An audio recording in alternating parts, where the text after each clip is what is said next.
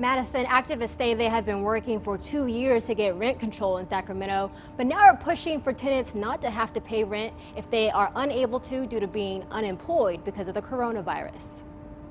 Alliance of California Community Empowerment held a rally Tuesday to grab the attention of Sacramento City Council to demand more security for renters during the pandemic. A woman who did not want to be identified due to the fear of eviction from her landlord lives in Del Paso and stood in the crowd hoping to find answers.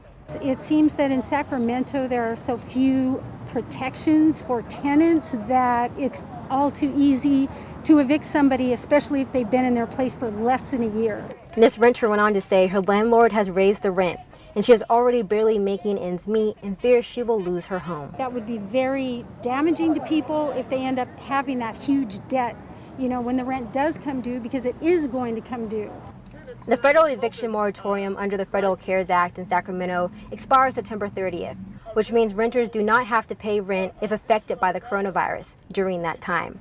Renters have until January 28th to pay back owed rent, but Kitty Bolt with the Sacramento Tenants Union says that Assembly Bill 1436 needs to be passed, which would help extend protections for tenants through April of next year. I think it's most appropriate to cancel rent for tenants, like they couldn't be working during this period, they couldn't be paying rent.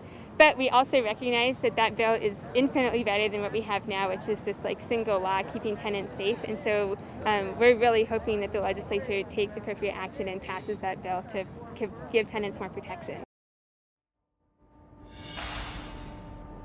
Under the moratorium, landlords can be fined $25,000 if they evict tenants before the September expiration date. Activists say that AB 1436 will do more to stop landlords from collecting funds that renters already just don't have. Madison.